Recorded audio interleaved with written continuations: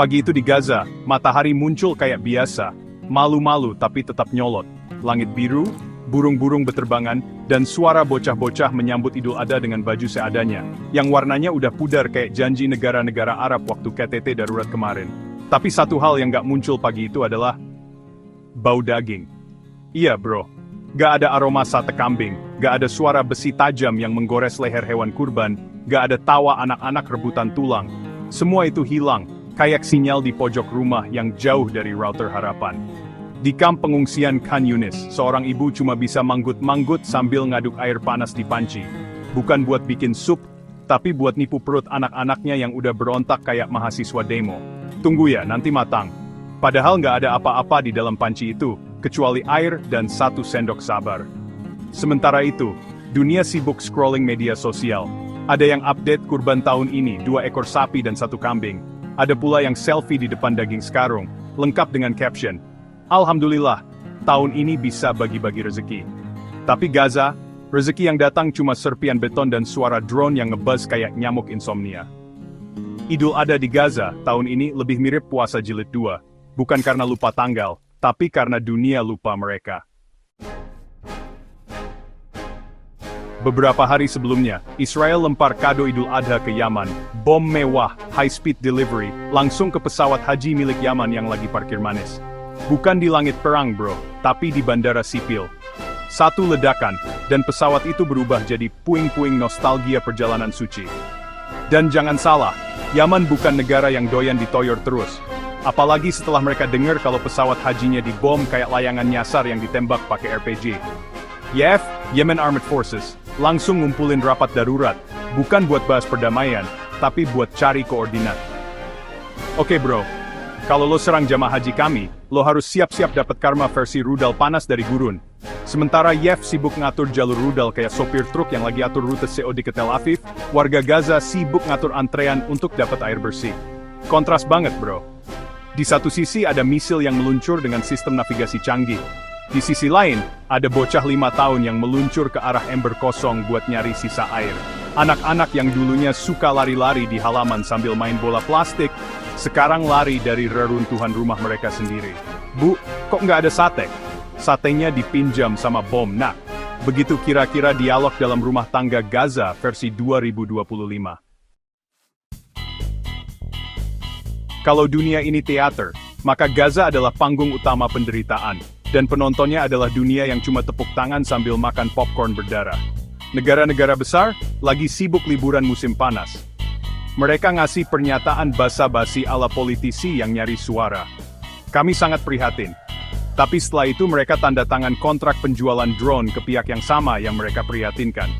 Media mainstream masih sibuk nyari angle yang netral. Biar bisa bilang, kedua belah pihak saling menyerang. Padahal satu pihak nyerang pakai rudal, yang satu nyerang pakai doa dan air mata. YF ngirim rudal ke Israel. Boom, boom. Langit Israel nggak lagi cerah, tapi nggak secerah hati warga Gaza yang dengar kabar itu. Tapi apakah rudal itu bisa gantiin 1 tusuk sate buat bocah Gaza? Apakah dentuman itu bisa bikin ibu-ibu di sana masak gulai kambing? Enggak bro, karena yang mereka butuh bukan cuma pembalasan. Ting. Bukan dalam bentuk bom, tapi dalam bentuk perhatian yang bukan musiman kayak sale akhir tahun. Gaza tetap berdiri, walau lemas, tetap bertahan, walau tanpa lauk. Karena yang mereka punya adalah iman yang lebih tebal dari asap rudal, dan harapan yang lebih keras dari beton bunker. Rudal bisa meledak, pesawat bisa hancur, tapi tekad warga Gaza gak bisa dibom. Karena mereka tahu, suatu hari nanti, suara takbir akan kembali menggema tanpa takut dibungkam. Dan saat itu tiba. Bukan cuma daging kurban yang mereka santap, tapi juga manisnya keadilan yang lama mereka tunggu. Langit Yaman waktu itu mendung. Tapi bukan mendung yang romantis ala drama Turki, melainkan mendung yang gerah, kayak panci presto yang udah kelamaan di atas kompor geopolitik. Dan benar saja, beberapa jam kemudian, langit itu nggak lagi menahan hujan, tapi memuntahkan bom. Bandara Sanaa, yang biasanya cuma sibuk sama suara roda koper dan pengumuman delay, mendadak berubah jadi panggung horor. 1 dentuman keras memecah pagi. Bukan suara petasan bocil, tapi rudal dari Zionis Israel yang sok-sokan jadi satpam langit Timur Tengah. Bayangkan bro, bandara sipil, tempat orang biasanya nyari gate dan nyeruput kopi sachet, tiba-tiba disulap jadi ladang puing. Pesawat yang lagi parkir manis buat haji, langsung digoreng hidup-hidup kayak ayam kampung di warung pinggir jalan. Yang dibom itu bukan jet tempur, bukan juga drone pemburu, tapi pesawat sipil, yang sejatinya disiapkan untuk mengantar manusia-manusia yang ingin menyucikan jiwa ke tanah suci. Tapi ternyata, yang mereka dapat adalah tiket satu arah ke akhirat. Bayangkan lo udah siap naik haji, baju ihram udah dilipat, doa-doa udah dihafal. Malah dapat salam tempur dari negeri yang mengaku korban. Tapi kelakuan kayak produsen horor dunia. Dan bukan cuma pesawatnya yang hancur. Harapan haji ribuan warga Yaman juga ikut meleleh kayak mentega di bawah peluru kendali. Pemerintah Zionis Israel, seperti biasa, langsung ngeles ala murid nggak siap ujian. Katanya pesawat itu mencurigakan. Katanya ada potensi ancaman, katanya bukan kesengajaan. Bro, itu sama aja kayak lo nendang bayi di taman, terus bilang saya kira itu robot mata-mata. Alasan demi alasan dilontarkan, padahal semua orang tahu, yang dibom itu cuma lambang ibadah dan damai. Tapi ya, itulah Zionis kalau ada yang tenang, harus dibikin gaduh. Kalau ada yang suci, harus dicoret pakai peluru. Serangan itu bukan cuma bikin pesawat hancur, tapi juga membakar harga diri Yaman. Negara yang udah bertahun-tahun berperang, lapar, diboikot dan ditinggalkan komunitas internasional, kini disuruh ngelus dada. Setelah tamparan rudal datang ke arah jamaah hajinya. Yemen Armed Forces langsung keluarin peta, tapi bukan buat wisata, melainkan buat cari koordinat balasan. Kalau dunia nonton sambil ngemil, maka YAF nonton sambil loading rudal. Lo kirim bom ke pesawat haji kami? Oke. Kita kirim tamu tak diundang ke langit Tel Aviv. Dan dari gurun-gurun kering itu, rudal-rudal mulai berdiri tegak kayak santri lagi doa kunut. Mereka siap berangkat, bukan membawa salam damai, tapi salam pengingat. Yaman bukan negara yang bisa lo treat kayak kantin sekolah. Serangan ke bandara Sana'a ini bisa dibilang kayak meletakkan popcorn di microwave terus lo tinggal tidur. Begitu bangun yang lo dapet bukan cemilan, tapi bau hangus dan suara alarm asap. Begitu juga Timur Tengah. Konflik ini udah kelamaan dimasak di microwave geopolitik dunia. Udah panas banget, tapi nggak ada yang matiin tombolnya. Dan sekarang, popcornnya gosong, microwave-nya meledak dan semua tetangga kebagian bau. Ledakan di bandara Sana'a itu bukan insiden biasa. Itu semacam sinyal bahwa Zionis Israel sekarang bukan cuma sibuk ngebom Gaza dan Rafah, tapi udah mulai ngacak-ngacak tempat ibadah, pesawat jamaah dan mungkin besok taman kanak-kanak. Pasca ledakan, bandara Sana'a bukan lagi tempat transit. Sekarang dia jadi museum. Museum luka. Sisa sayap pesawat berserakan, seragam petugas bandara menggantung penuh debu, dan papan petunjuk arah yang bengkok kayak janji politisi saat kampanye. Orang-orang datang bukan buat naik pesawat, tapi buat nyari sisa-sisa koper atau foto keluarga. Dan yang mereka temukan, cuma sobekan doa, dan serpihan sandal jamaah. Apa tanggapan dunia? Tebak, prihatin. Kami serukan agar kedua pihak menahan diri. Perlu investigasi mendalam. Bla bla bla. Standar skrip diplomatik yang udah disetel otomatis kayak alarm subuh tapi nggak pernah dibangunin. Sementara itu, media mainstream menulis Israel menghancurkan target militer strategis. Padahal yang hancur itu pesawat sipil. Tapi entah kenapa, semua yang dibom Israel disebut militer. Anak-anak jadi militer kecil, ibu-ibu disebut basis logistik, dan rumah sakit dianggap pos komando. Kalau gitu, mungkin rumah duka disebut markas evakuasi taktis ya. Bandara Sana'a kini tak lagi riuh suara mesin pesawat, yang ada cuma denting puing-puing logam, dan bisikan doa-doa yang tersangkut di atap reruntuhan. Dan Zionis masih terus berlagak paling benar. Mereka lempar bom, lalu lempar alibi. Mereka musnahkan pesawat haji, lalu minta pengertian. Tapi dunia harus tahu, di balik puing bandara itu, ada harga diri Yaman yang tak bisa dipadamkan. Dan di balik abu ada amarah yang sedang tumbuh, menunggu waktu mekar seperti kembang api. Tapi versi neraka. Setelah bandara Sana'a disulap jadi puing-puing kenangan oleh rudal Zionis, Yaman enggak cuma ngelus dada sambil bilang sabar, sabar, mereka langsung buka catatan hutang. Dan di halaman paling atas tertulis, El Al Airlines, target balas dendam nomor 1. Sementara para pemimpin dunia sibuk selfie di forum Jeju, Yemen Armed Forces atau YEF, justru sibuk nge-scan langit Israel. Mereka bukan lagi kirim surat protes ke PBB, mereka kirim rudal COD, Cash on Destruction. Dikirim langsung dari gurun, tanpa ongkir, tanpa diskon, tapi dijamin meledak sebelum diterima. Bayangkan langit Israel yang biasanya biru dan tenang, tiba-tiba berubah jadi layar bioskop 4 dimensi film perang. Tiba-tiba terdengar suara whoosh, dan itu bukan suara efek sound TikTok, itu suara rudal YEF yang sudah dikalibrasi pakai Amara. Dikirim bukan untuk negosiasi, tapi buat mengingatkan, lo sentuh pesawat haji kami, sekarang langit lo yang kami sentuh pakai api, dan bukan sembarang rudal. YEF menyebut ini sebagai operasi serangan terarah balasan Kudus alias, bukan sekadar iseng. Ini semacam catatan utang spiritual yang harus dibayar lunas. Target utama kali ini adalah maskapai nasional Israel El Airlines. Yang biasa bawa diplomat dan jemaah Yahudi, sekarang dapat hadiah dari Yaman dalam bentuk rudal jarak jauh. Kalau biasanya mereka isi bagasi dengan koper Samsonite, kali ini mereka isi kabin dengan rasa takut. Dan yang bikin serangan ini makin epic, rudalnya nggak nyasar. Seperti biasa, media pro-Israel langsung teriak teroris menyerang maskapai sipil. Padahal sebelumnya mereka ngebom pesawat jamaah haji dan diem aja. Ya, standar double moral. Kalau mereka yang ngelempar bom, itu pertahanan diri. Kalau mereka yang kena bom, itu aksi teroris. Padahal rudalnya bentuknya sama, bedanya cuma arah terbangnya. Zionis Israel langsung ngeluarin pernyataan, kami akan menyelidiki serangan ini dengan serius. Bro, mereka udah nyelidiki Gaza dari tahun 2009, tapi yang hancur malah rumah sakit dan sekolah. Serangan YEF kali ini nggak asal tembak. Mereka pakai sistem koordinat presisi. Rudal-rudal ini dikirim kayak gamer profesional yang headshot pakai sniper. Mereka nggak tembak tempat random, mereka pilih target yang simbolik, yang menyakitkan tapi strategis. Karena bagi YEF ini bukan soal jumlah korban, ini soal pesan. Dan pesan itu jelas, kami mungkin miskin, tapi kami bukan pengecut. Mereka bukan cari kemenangan militer besar-besaran. Mereka cuma mau bilang, semi juga bisa nyakitin klon, mau takitin kami. Setelah rudal mendarat di langit Israel, tiba-tiba netizen barat jadi sensitif. Trending topik di media barat berubah jadi Save Tel Aviv, Protect Civilians, Terror Must End. Lucunya, waktu Gaza dihujani bom setiap hari, mereka bilang, situasi kompleks. Kata siapa kompleks? Jelas banget bro, ada penjajah, ada yang dijajah, ada yang nyerang duluan, ada yang ngebales. Tapi ya gitu deh, kalau Zionis kena, dunia langsung ngadain konser amal.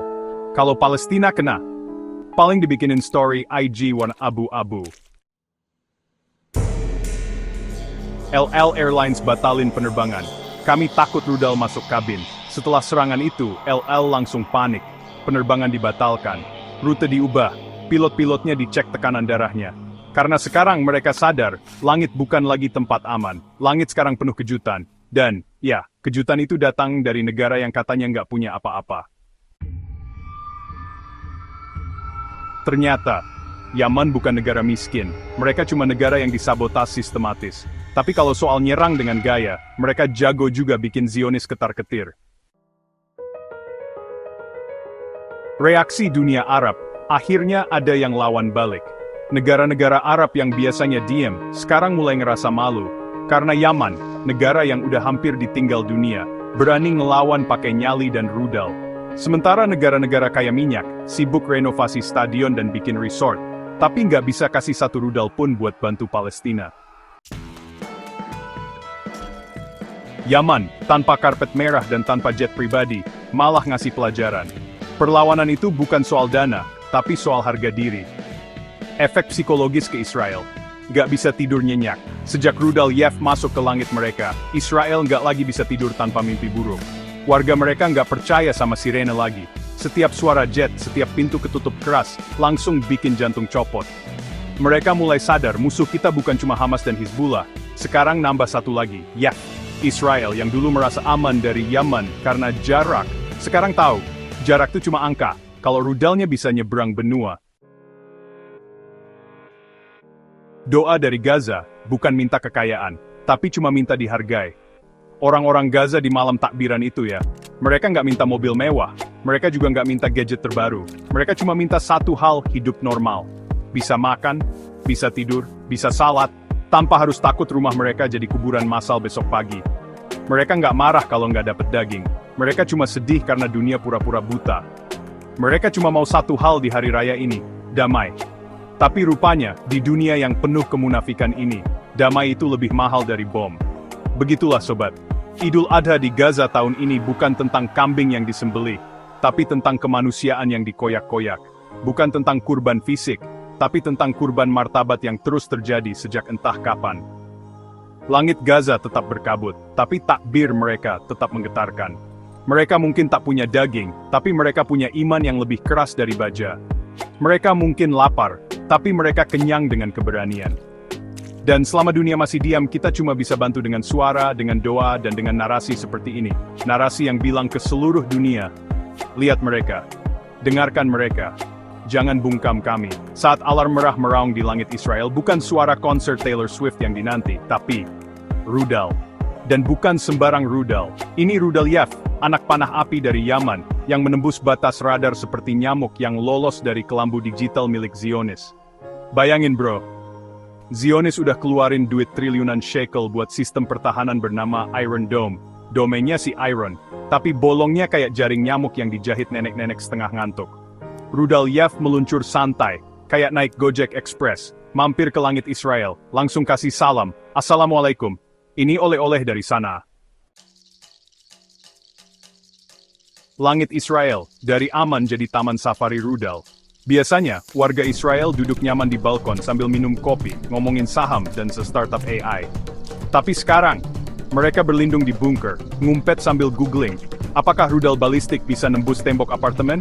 Rudal Yaf bukan cuma proyektil, dia itu simbol. Simbol dari negeri yang diremehkan. Tapi marahnya kayak dewa petir yang abis kehabisan sabar. Yaman itu ibarat tukang servis HP di kampung yang cuma pakai obeng butut, tapi bisa merakit senjata presisi yang bikin Pentagon keringatan. Sementara Israel, udah kayak gamer yang punya semua cheat, tapi tetap kalah karena lupa ngecas stick. Iron Dome, gagah di PowerPoint, kacau di dunia nyata. Iron Dome sering dijual di brosur militer sebagai perisai tercanggih abad ini. Katanya bisa cegat rudal di udara, katanya akurat 99%. Tapi kenyataannya, rudal Yaf masuk kayak tamu undangan di pesta ulang tahun, bawa kado berupa boom. Setiap rudal Yaf yang lolos, itu kayak lemparan sendok nasi ke wajah intelijen barat. Bahkan kucing di Gaza udah bisa nebak. Ini pasti rudal Yaf lagi. Tenang aja, bentar lagi meledak di Tel Aviv. Sementara petinggi militer Israel cuma bisa nyengir kecut, kayak orang yang baru sadar kalau pintu pagar digitalnya nggak dikunci. Sensor radar gagal baca aksara Yaman. Kata para analis, rudal-rudal Yaf ini berkamuflase. Kadang terbang rendah kayak drone pengintai. Kadang menyelinap lewat jalur sinyal satelit yang dilupakan Google Maps. Sinyal radar Zionis itu kayak anak magang teori banyak, praktik nol besar. Rudal Yaf lewat, radar mereka jawab, maaf sinyal lemah, silakan ulangi pertanyaan Anda. Dan saat rudal nyampe tujuan, baru deh mereka teriak, ini sabotas, padahal kenyataannya ini karma politik kolonial yang kebanyakan gaya. Yaf bukan sekadar milisi, tapi profesor perang asimetris. Yang menarik dari serangan ini bukan hanya dentuman ledakannya, tapi cara Yaf menjalankannya. Mereka tuh bukan milisi sembarangan. Mereka udah kayak profesor doktor teknik militer dari Universitas Kehidupan. Bayangkan, negara tanpa bandara sipil aktif, tanpa alutsista resmi dari NATO, tanpa satelit pribadi, tapi bisa nyusun sistem rudal jarak jauh, yang bikin Amerika geleng-geleng sambil nanya ke Google Translate. Apa itu drone buatan tangan Pak Haji? Efek domino, dunia kaget, Zionis ngamuk, rakyat Palestina berdoa. Serangan rudal Yaf bukan cuma bikin lubang di fasilitas Zionis, tapi juga bikin lubang di kepercayaan diri mereka. Warga sipil Israel mulai mikir, kita katanya negara kuat, tapi kenapa kita ngumpet terus? Petinggi Zionis mulai rapat darurat, ngebahas anggaran pertahanan yang makin boros tapi nggak manjur. Sementara itu, di kamp pengungsian Gaza, seorang kakek tersenyum lirih sambil bilang, mungkin ini bukan kemenangan, tapi setidaknya langit mulai menjawab doa kami. Amerika tenang, kami kirim uang lagi. Dan seperti biasa, Paman Sam gak tinggal diam. Langsung kirim bantuan, militer plus logistik plus surat cinta penuh basa-basi. Padahal udah tahu, Iron Dome kayak payung robek di tengah badai. Tapi tetap dikirim lagi, karena di dunia kapital, bom adalah komoditas, dan penderitaan adalah peluang bisnis. Dunia internasional bisu, buta, tapi ngotot bikin resolusi. Sementara itu, PBB berkumpul lagi, ngobrol di ruang ber-AC, minum teh dari cangkir porselen, bahas situasi kemanusiaan di Timur Tengah.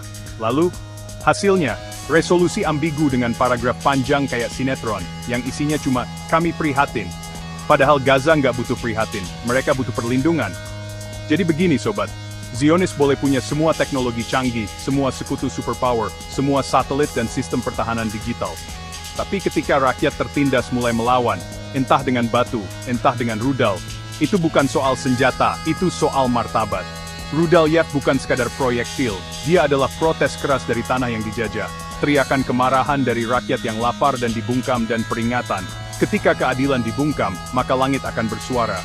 Dan kini, suara itu terdengar dari langit Tel Aviv. Dengan nada, "Dua!"